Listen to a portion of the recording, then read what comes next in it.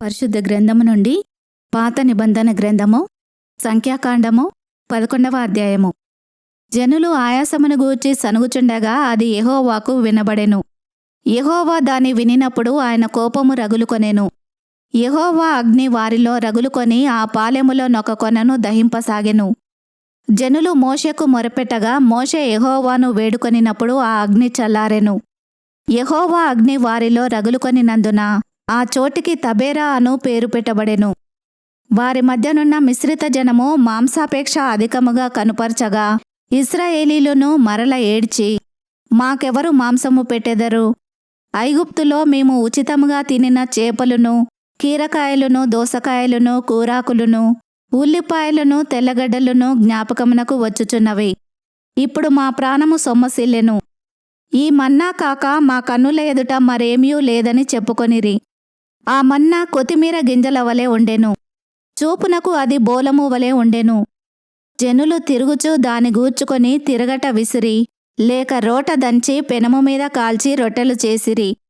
దాని రుచి క్రొత్త నూనె రుచి వలె ఉండెను. రాత్రియందు మంచు పాలము మీద కురిసినప్పుడు ఆ మన్నా దాని వెంటనే పడెను. జనులు తమ తమ కుటుంబములలో ఎవరి గుడారపు ద్వారమునొద్ద వారు ఏడ్వగా మోషే వినెను. యెహోవా కోపము బహుగా రగులుకొనెను. వారు ఏడ్చుట మోషే దృష్టికిని చెడ్డదిగా నుండెను. కాబట్టి మోషే యెహోవాతో ఇట్లనెను, నీవేళ నీ సేవకుని బాధించితివి. నా మీద నీ కటాక్షము రానియక ఈ జనులందరి భారమును నా మీద పెట్టనేలా? నేనే ఈ సర్వజనమును గర్భమున ధరించితినా? నేనే వీరిని కంటినా? పాలిచ్చి పెంచెడు తండ్రి పసిపిల్లలను మోయినట్లు నేను వీరి తండ్రులకు ప్రమాణపూర్వకముగా ఇచ్చిన దేశమునకు వీరిని నీ రొమ్మున ఎత్తుకొని పొమ్మని నాతో చెప్పుచున్నావు. ఈ సమస్త ప్రజలకు ఇచ్చుటకు మాంసము నాకెక్కడిది? వారు నన్ను చూచి ఏడ్చుచు, తినుటకు మాకు మాంసమిమ్మని అడుగుచున్నారు. ఈ సమస్త ప్రజలను ఒంటిగా మోయ నా వలన కాదు, అది నేను భరింపలేని భారము. నీవు నాకిట్లు చేయదలచిన ఎడల నన్ను చంపుము. నా మీద నీ కటాక్షము వచ్చిన ఎడల నేను నా బాధను చూడకుండునట్లు నన్ను చంపుము.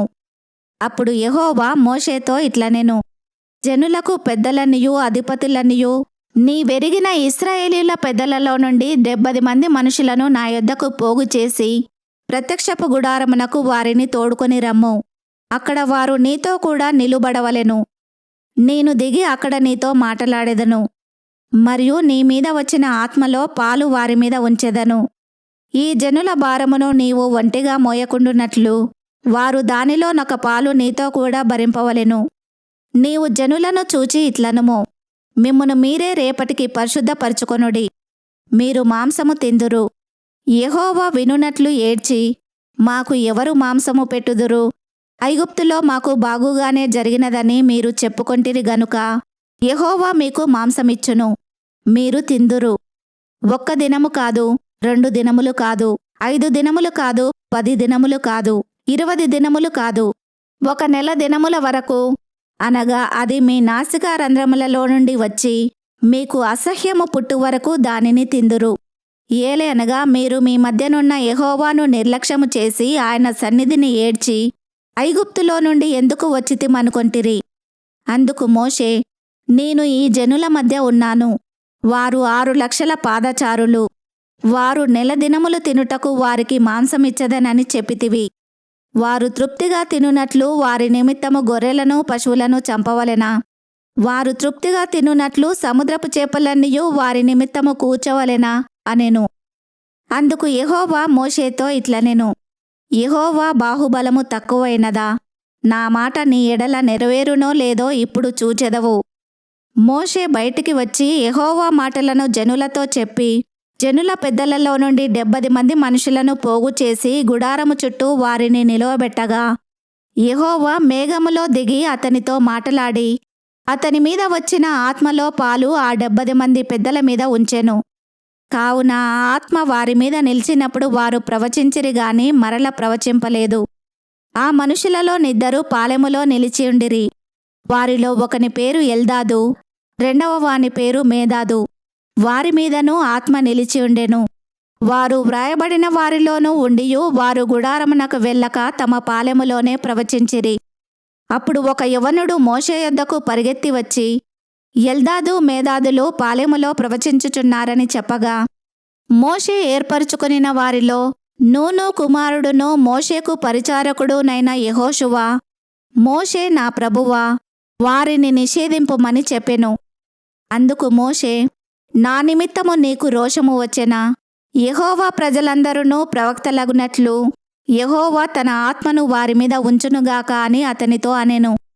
అప్పుడు మోషేయు ఇశ్రాయేలీయుల పెద్దలును పాలెములోనికి వెళ్ళిరి.